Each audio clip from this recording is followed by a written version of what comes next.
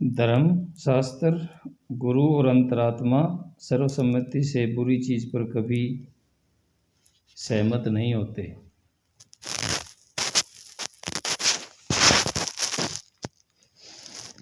यही अच्छे और बुरे कर्म की कसौटी है। यदि इसे स्वीकार न किया जाए तो इस सिद्धांत का पालन करना चाहिए कि जो अपने लिए नापसंद हो उसे औरों के लिए भी नापसंद किया जाए। ऐसे बहुत से कार्य हैं जिनके करने से न तो पुण्य होता है और न ही पाप। उदाहरण के लिए हर रोज़ स्नान करना, हाथ मुँह धोना, परंतु यह सब न करने से हमारे स्वास्थ्य के बिगड़ने का भय रहता है। बड़ों को आदर न करने से पुण्य तो कुछ नहीं होता, लेकिन पाप अवश्य होता है, क्योंकि सामाजिक सद्व्यवहार की नियमावली में इनकी आवश्यकता स्वीकृत है और उनका पालन न करने से सांस्कृतिक पहलू का सौंदर्य नष्ट हो जाता है। यही बात लोकवेद और कुल रीति के बारे में लागू होती है। ये सभी उचित कार्य हैं। यज्ञ आदि करना वास्तव में बंधनकारक नहीं है। बंधन मन, विचार और विश्वासों में होता है। यज्ञ वास्तव में पूजा है। अपनों से बड़ों, छोटों और अपने मातहतों को अपने व्यवहार और तौर तरीकों से प्रसन्न रखना चाहिए। अपने पास पड़ोस के वातावरण को सुंदर बनाए रखना चाहिए।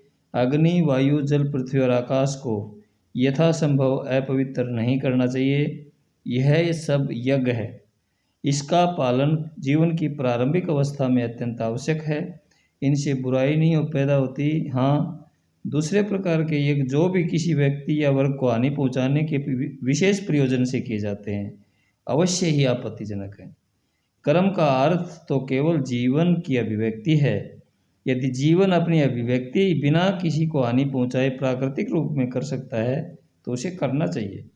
उसमें न पुण्य है न पाप है।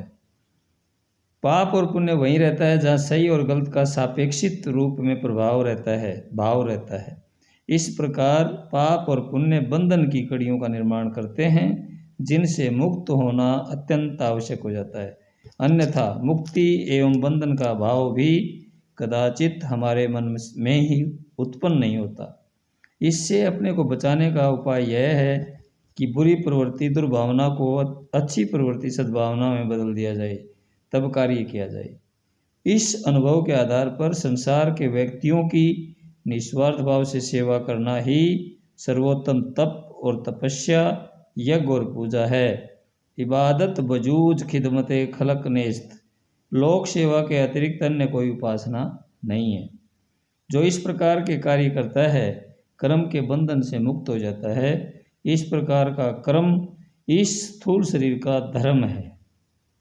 अज्ञानियों को शुभ और अशुभ फल भोगना पड़ता है। समझबूझ रखने वाले को ही अज्ञानी कहते हैं।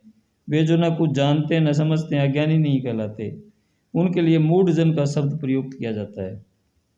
जिनमें समझबूझ की बाह्य रूप में कमी दिखाई पड़ती है वे मूढ़ कहलाते हैं। वे पशु स्तर से ऊपर उठे होते हैं। बाकी सभी विद्वान, राजा, प्रजा, धनवान, मंत्री, राजनीतिज्ञ, भाषा शास्त्री और तार्किक अज्ञानी हैं। उनका वास स्थूल शरीर पर होता है और जीवन के सामान्य व्यवहार चालू रहते हैं। वे अपने को शारीरिक और मानसिक क्रियाकलाप तक सीमित रखते हैं। वे शरीर और मन, विचारों और अनुभूतियों की पाबंदियों एवं अवस्थाओं को प्रभाव को सुदृढ़ करते रहते हैं और उन्हीं की समझबूझ की उलझन में पड़े रहते हैं। उनके लिए अज्ञानी शब्द बिल्कुल सही है। पुजारी, उपासक, तपस्वी और साधु आदि सभी अज्ञानी हैं। उन्हें शरीर के उपासक, इच्छा के उपासक, अनेकता के उपासक कहते हैं। स्थूल शरीर का जगत अनेकता का क्षेत्र है। उनका ध्यान सदैव इसी पर टिका रहता है। यहाँ तक कि धार्मिक और तपस्वी भी सिवाय स्थूल शरीर इच्छाओं के संसार के अतिरिक्त और किसी का ख्याल तक नहीं रखता।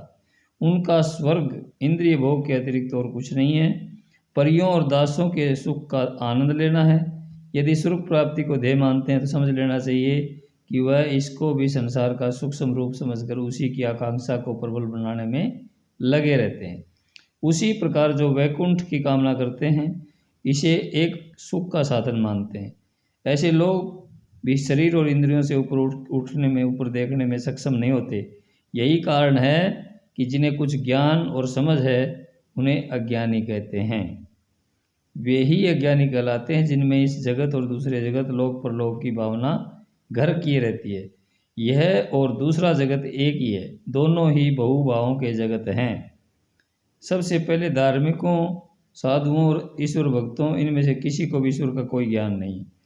दूसरे, उनका ईश्वर कुछ और नहीं, एक महान व्यक्ति की हैसियत रखता है। ऐसे लोगों की प्रार्थना पर ध्यान दीजिए। कोई उसे स्वामी, कोई तानाशाह, कोई न्यायाधीश आदि से संबोधित करता है, अन्य उसे दयालु, कृपालु, करुणामय आदि कहते हैं। ये सब मनुष्यों के ही गुण हैं। तीसरे, इन लोगों ने ईश्वर को उसकी आंखों से नहीं देखा, बल्कि वह उनके लिए चाटुकारिता का विषय है और इंद्रिय जन्य इच्छाओं की पूर्ति करने का साधन रहा है। इसी चाटुकारिता को कुछ लोगों ने उपासना और भक्ति कहा है। एक विचारणीय विषय है, यह एक बहुत ही विचारणीय विषय है।